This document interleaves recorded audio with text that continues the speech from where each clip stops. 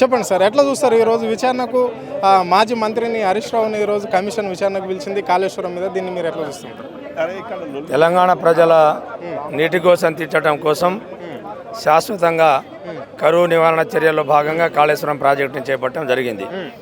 94 లక్షలతో చేపట్టిన కాళేశ్వరం ప్రాజెక్టుని కాంగ్రెస్ పార్టీ ఓర్వలేక 1,00,000 కోట్ల అవినీతి జరిగిందని రాహుల్ గాంధీతోని మొత్తం పదే ఒక అబద్ధాన్ని 10 సార్లు చెప్తే అది నిజమైపోద్దనే పద్ధతిలో కాంగ్రెస్ పార్టీ కుట్రపూరితంగా వ్యవహరించింది. దాంట్లో భాగంగానే ఇవాళ హరీష్ రావు గారిని, కేసీఆర్ గారిని ఇవాళకు నోటీసులు ఇవ్వడం జరిగింది. అటువంటి నోటీసులకు భయపడకుండా జరిగిన నిజాన్ని మొత్తం ప్రజాక్షేత్రంలో చెప్పడం కోసం ఇవాళ మా హరీష్ రావు గారు ఇవాళ కమిషన్ ముందు మొత్తం తెలంగాణలో జరిగిన ప్రాజెక్టులో జరిగిన రీడిజైన్ కావచ్చు, నీటి యొక్క వాటర్ గురించి కావచ్చు, జరిగిన నిర్మాణం కావచ్చు, సాంకేతికపరమైన అంశాలు కావచ్చు, వాటి మీద స్పష్టంగా చెప్తాడు. దాంతో మళ్ళా 11వ తారీఖు నాడు కేసీఆర్ గారు కమిషన్ ముందు హాజరై మొత్తం విషయాలు చెప్పిన తర్వాత ఏదైతే దుర్మార్గమైన ప్రచారం కాంగ్రెస్ చేసిందో అది పటాపంచలు కావడం ఖాయం. కేవలం కాళేశ్వరం ప్రాజెక్టుల కమిషన్ల కట్టిన ప్రాజెక్టు మాత్రమే ప్రజలకు ఉపయోగపడే ప్రాజెక్టు కాదు అది. దానివల్ల ఏమి ఒరిగేది లేదు ఇక్కడ ఈ రాష్ట్రంలో. గతంలో ఈ కాళేశ్వరం ప్రాజెక్టు లేకముందు రైతులు బతకలేరా, పంటలు పండించలేరా అని చెప్పేసి కాంగ్రెస్ నాయకులు వ్యాఖ్యలు చేస్తున్నారు. ఈ వ్యాఖ్యలను మీరు ఎట్లా చూస్తారు?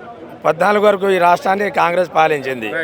ఆ రోజు తెలంగాణ యొక్క వరి ధాన్యం ఎంత, కాళేశ్వరం ప్రాజెక్టు పట్టిన తర్వాత, మిషన్ కాకతీయ చేపట్టిన తర్వాత ఇవాళ హర్యానా, పంజాబ్ని తలదనే విధంగా తెలంగాణని భారతదేశంలో మొట్టమొదటి రాష్ట్రంగా తీర్చిదిద్దింది కేసీఆర్ గారు.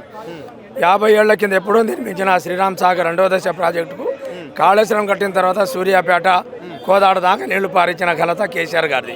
అంటే అప్పుడు దాకా రైతులు మొత్తం ఆ కాలువలో అంతా సర్కారుతమే మలిచింది. కానీ కేసీఆర్ నాయకత్వంలో ఇలా మా నల్గొండ ఉమ్మడి జిల్లాలో బ్రహ్మాండంగా నీళ్లు పారి లక్షలాది టన్నుల ధాన్యాన్ని పండించినాం. మరి అటువంటి పరిస్థితి అలా కళ్ళుండి చూడలేని కాంగ్రెస్కి ఏం చెప్తారు? వాళ్ళ కుట్ర. కేసీఆర్ అంటే ఓర్వలేని తనం. వాళ్ళ అబద్ధం మాట్లాడి అబద్ధంతోనే అధికారంలో వచ్చారు. వాళ్ళు ఇచ్చిన వాగ్దానాల్ని అమలు పరచలేక ఏదో రకంగా కేసీఆర్ని తిట్టుకుంటూ పోతే కాలం గడపాలనేది తప్ప ఏమి లేదు. ఇక్కడ కమిషన్ నోటీసులు పంపించినాక ఇక్కడ విచారణకు రాకపోవడానికి అంత భయం ఎందుకు కేసీఆర్కి? ఇంత విచారణకు సహకరించకపోతే ఎట్లయితుంది? నేను జైల్లో ఉన్నా, నాకేం లేదు, ఎందుకు ఇంతగానో అది అంత గగ్గోలు పెట్టుకోవాల్సిన అవసరం ఏముంది ఇంత చిన్నదాని గురించి అని చెప్పేసి ముఖ్యమంత్రి అంటున్నారు.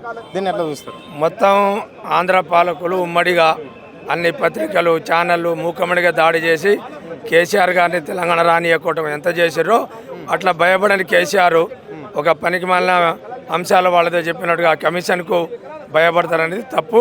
అందుకనే కదా ధైర్యంగా వచ్చి ముందు వచ్చి అలా కమిషన్ ముందు హాజరవుతున్నాడు. Okay, right. చెప్పండి సార్, ఈరోజు కాళేశ్వరం మీద ఈరోజు మాజీ మంత్రి హరీష్ రావును ఇక్కడ విచారణకు పిలిపించారు ఇక్కడ కమిషను. అంటే దాన్ని ఎట్లా చూస్తారు మీరు? ఏంటి అంటే నిజం ఏంటి, అబద్ధం ఏంటి? ఇప్పుడు కాంగ్రెస్ వాళ్ళు ప్రచారం చేసేది వాస్తవమా, అవాస్తవమా? కాంగ్రెస్ వాళ్ళు కళ్ళు లేని కబోదులు. వాళ్ళు ముందు తెలుసుకోవాల్సింది ఏంటంటే తెలంగాణ ఉద్యమం ఎందుకు వచ్చింది? నీళ్లు, నిధులు, నియామకాలు. తెలంగాణ ఉద్యమం రాకముందు తెలంగాణ పరిస్థితి ఏంది? అప్పట్లో ఆంధ్ర వాళ్లకు ఉచితంగా ప్రాజెక్టులు కప్పి 3 పంటల నీళ్ళు ఇచ్చేది. తెలంగాణలో నీళ్లు లేక బోర్లు సొంత పైసలతో వేసుకొని కరెంట్ లైన్ తీసుకొని అప్పుల పాలై రైతులు ఆత్మహత్యలు చేసుకునేది. అది గమనించిన కేసీఆర్ తెలంగాణ ఉద్యమాన్ని, మలిదశ ఉద్యమాన్ని తీసుకొచ్చి రైతాంగానికి మంచి సాగునీరు, ఉచిత సాగునీరు ఇవ్వాలని చెప్పి తెలంగాణ ఉద్యమాన్ని తీసుకొచ్చాడు. తెలంగాణ ఉద్యమము, మలిదశ ఉద్యమంలో తెలంగాణ వచ్చిన తర్వాత ఆయన చేయాల్సిన మొదటి పని ఏంది? తెలంగాణ రైతాంగానికి ఉచితంగా 2 పంటలకు నీళ్ళు ఇవ్వాలి, సాగునీళ్ళు ఇవ్వాలి.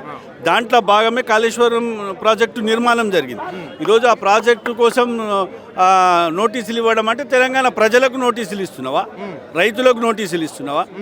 కాళేశ్వరం ప్రాజెక్ట్ అనేది ప్రపంచంలోనే అతిపెద్ద లిఫ్ట్ ఇరిగేషన్. అది 270 కిలోమీటర్లు లిఫ్ట్ చేసారు. దాన్ని కేవలం బీఆర్ఎస్ పార్టీ నాయకులు కావాలనే ప్రచారం చేసుకుంటున్నారు.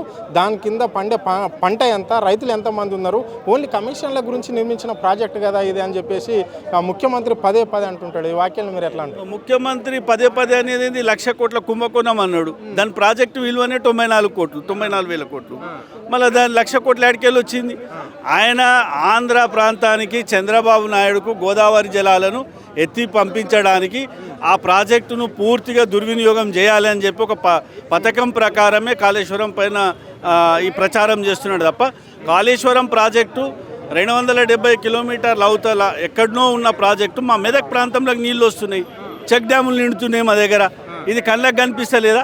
రైతులు వారించుకుంటలేరా? ఈరోజు 2 పంటలు తీసుకుంటలేరా? ప్రాజెక్టు నిర్మాణంలో 271 పిల్లర్లలో 2 పిల్లర్లు కూలిపోతే దాన్ని మంచిగా చేయాల్సింది పోయి ఎప్పుడో బ్రిటిష్ కాలంలో కట్టిన ప్రాజెక్టులు కూలిపోతే మనం మంచిగా చేసుకుంటలేమా? కావాలని ప్రచారం చేసి కాళేశ్వరం ప్రాజెక్టు తెలంగాణ ప్రజలకు ఉపయోగకరంగా ఉంది, దాన్ని ఏ విధంగానన్నా బద్నాం చేయాలనే కార్యక్రమం తప్ప కాళేశ్వరం ప్రాజెక్టు మీద హరీష్ రావుకు కేసీఆర్ గారికి ఇచ్చిన నోటీసులు అంటే రైతాంగానికి ఇచ్చిన నోటీసులు. అది మేము దాన్ని తీవ్రంగా ఖండిస్తున్నాం. బేషరతుగా కాంగ్రెస్ పార్టీ ఆ నోటీసులను ఎత్తేయాలి. దీంతో మాకు ఇంకో మైలేజ్ వచ్చింది, మేము మళ్ళీ కాళేశ్వరం ప్రాజెక్టు మీద ప్రజలకు చెప్పుకునే అవకాశం దొరికిందని కూడా మేము భావిస్తున్నాం. Okay, right. చెప్పండి అన్న, ఇక్కడ బీఆర్ఎస్ పార్టీ పని అయిపోయింది, కాళేశ్వరం ప్రాజెక్ట్ అంతా ఫ్రాడే, ఇక్కడ చేసిందంత కమిషన్ల గురించే, ఇక్కడ దీంతో ఈ విచారణతోటి ఈరోజు మాజీ మంత్రిని విచారణ పిలిచినాం, ఇక్కడ నిజం ఏందో తెలుసుకుంటాం, ఇక్కడ బీఆర్ఎస్ పార్టీ పని అయిపోయిందని చెప్పేసి కాంగ్రెస్ పార్టీ నాయకులు అంటున్నారు. ఈ వాక్యాలను మీరు ఎట్లా చూస్తారు? అది మూర్ఖులు మాట్లాడా అన్న. ఆనాడు కేంద్ర జలశాఖ మంత్రి ఉన్న Nitin Gadkari, water man of India, వారు వీళ్ళందరూ కూడా కింద ఈవెన్ ఈ కోమటిరెడ్డి వెంకటరెడ్డి అద్భుతమైన ప్రాజెక్టు, మా వాళ్ళకి సోయి లేదు, కాంగ్రెస్ నాయకులకు సోయి లేదు, దాని మీద అవగాహన లేదు, అంత మంచి ప్రాజెక్టును వాళ్ళు విమర్శిస్తున్నారని చెప్పేసి వెంకటరెడ్డి గారు కూడా మాట్లాడారు. తెలంగాణ రాష్ట్రానికి వరప్రదాయానికి కాళేశ్వరం ప్రాజెక్టు ద్వారానే మొత్తం దాదాపు 30 లక్షల ఆయకట్టు స్థిరీకరణ జరిగింది. మరి దాదాపు 5.5 నుంచి 6 మీటర్ల భూగర్భ జలాలు పెరిగినాయి. ఆ కాళేశ్వరం ప్రాజెక్టు, మల్లన్న సాగరు, అదేవిధంగా రంగనాయక సాగరు ఇట్లాంటి ప్రాజెక్టుల ద్వారా మరి అన్ని చెరువులను, మిషన్ కాకతే చెరువులను నింపడము, కాలువలను నింపడం, చెక్ డ్యామ్ కట్టడం ద్వారా ఆ చెక్ డ్యామ్ ద్వారా నీళ్ళని ఎక్కడి నుంచి వచ్చినాయి? 2014 కంటే ముందున్నటువంటి పరిస్థితి ఏముంది, 2020లో ఉన్నటువంటి పరిస్థితి ఏముంది? ఈనాటికి కొన్ని లక్షల మెట్రిక్ టన్నుల పంటలు పండుతున్నాయి అంటే దానికి కాళేశ్వరమే కారణమన్నా. ఈరోజు ఈ రాష్ట్ర ప్రభుత్వం ఈ కాళేశ్వరం ప్రాజెక్టును రాష్ట్ర ప్రజలందరూ కూడా, తెలంగాణ రాష్ట్ర ప్రజలందరూ కూడా ఒక వరప్రదాయంగా భావిస్తూ ఉన్నారు.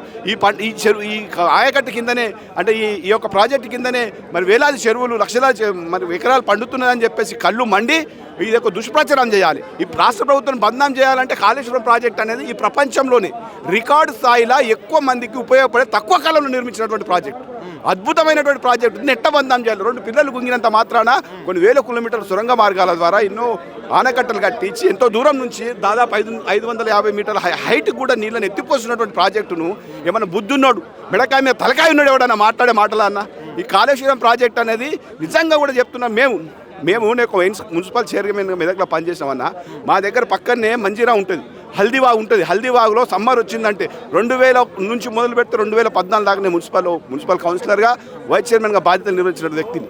సమ్మర్ వచ్చిందంటే ఇసుకలు నింపి సిమెంట్ బ్యాగులలో మున్సిపల్ అధికారులకు, మా సిబ్బందికి 24 గంటలు మేము ఆడ రాత్రి భవాలు కావలి వండుకొని ఆడ సంచులు అడ్డం వేసి నీళ్ళను తీసుకొచ్చి నీళ్ళని ఆపుకొని మురికి నీళ్ళను, అయ్యో రామచంద్ర పక్కన ఫ్యాక్టరీ ఉంటుండే ఆ కాలుష్యం నీళ్ళను కూడా ఆపుకొని వాటిని ఏదో రకంగా క్లోరినేషన్ చేసి నీళ్ళు ఇచ్చే పరిస్థితి ఉంటున్నా. గత ప్రభుత్వం కూడా అంటే కాంగ్రెస్ పార్టీ అనేక ప్రాజెక్టులు ఈ రాష్ట్రంలో కట్టింది. నాగార్జున ప్రాజెక్టు కట్టింది, ఇక్కడ జూరాల కట్టింది, సో ఇక్కడ సింగూరు డ్యామ్ కూడా మీ జిల్లాలో కూడా కట్టింది. సో ఇన్ని ప్రాజెక్టులు కట్టి మేము ఇంత ప్రచారం చేసుకోలేదు, కాళేశ్వరం ప్రాజెక్టు కట్టి ఇంత ప్రచారం చేసుకోవాల్సిన అవసరం ఏముంది? ఆ ప్రాజెక్టు వల్ల ఎవరికి లబ్ధి చేరుకుంటుంది అని చెప్పేసి కూడా కాంగ్రెస్ నాయకులు అంటున్నారు. వాళ్ళు ప్రచారం అనుకుంటున్నా, మేమేమో పనితనం అనుకుంటున్నది. ఈ ప్రభుత్వం ఏం చేస్తుంటే రైతులకు ఉపయోగపడి పని చేసినామని మేము అంటున్నాం, రైతులకు ఉపయోగపడి ప్రాజెక్ట్ అని మేము అంటున్నాం.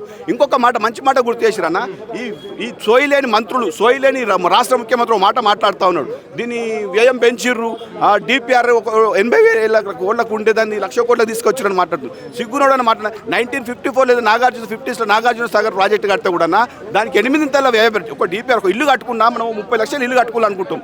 దాంట్లో రకరకాల ప్రాజెక్టులు మనం మాట్లాడే సందర్భాన దానికి సంబంధించినటువంటి పెరుగుతూ ఉంటుంది, వ్యయం పెరుగుతూ ఉంటుంది. మరి ఇంకొకటి రికార్డు స్థాయిలో నాగార్జున సాగర్ కావచ్చు, శ్రీరామ్ సాగర్ కావచ్చు, అదేవిధంగా మీరు చెప్పినటువంటి సింగూర్ ప్రాజెక్టు కావచ్చు, ఏ ప్రాజెక్టు కట్టినా వ్యయం అనేది పెరుగుతూ ఉంటుంది. కేవలం 0.5% వ్యయం పెరిగింది. అయినా వీళ్ళకి సోయి లేకుండా ఏదో బట్టగాల్చి మీద పారేయాలి, సర్కారును బందాం చేయాలి, ఇంకో వేరే పని లేదన్న. 6 గ్యారంటీలు అలవిగానే హామీలు ఇచ్చినటువంటి ప్రభుత్వం ఏమి చేతగాక చేవదచ్చి సేవ దచ్చి మాత్రమే పనిచేస్తా ఉంది తప్ప ఎక్కడ కూడా ఈ ప్రజలను ఈ రైతులను పట్టించుకున్న పాపన పోలే. అబద్ధ ప్రచారాలు, గ్లోబల్ ప్రచారం చెప్పుకుంటా కాలం వెళ్ళదీస్తున్న ఈ ప్రభుత్వానికి తెలంగాణ రాష్ట్ర ప్రజలు తప్పకుండా గుణపాఠం చెప్తారన్న, తప్పకుండా గుణపాఠం చెప్తారు. ఆ ఉసురు పోదు, తెలంగాణ రైతాంగం యొక్క ఉసురు ఈ ప్రభుత్వం తప్పకుండా కలుగుతుంది అని చెప్పే సందర్భంగా మేము గుర్తు చేస్తా ఉన్నాం. అద్భుతమైన ప్రాజెక్టుకు పనికిరాని కమిషన్ వేసి ఇబ్బంది పెట్టే ప్రయత్నం చేస్తా ఉన్నారు. ఖబర్దార్ రేవంత్ రెడ్డి, ఇక తప్పదిగా ప్రజా చైతన్యం, ప్రజలందరూ కూడా చైతన్యమయ్యారు. నీకు ఎక్కడికక్కడ జవాబుదారీతనంగా ఉండాల్సిన పరిస్థితి ఉందని చెప్పి హెచ్చరిస్తా ఉన్నారు.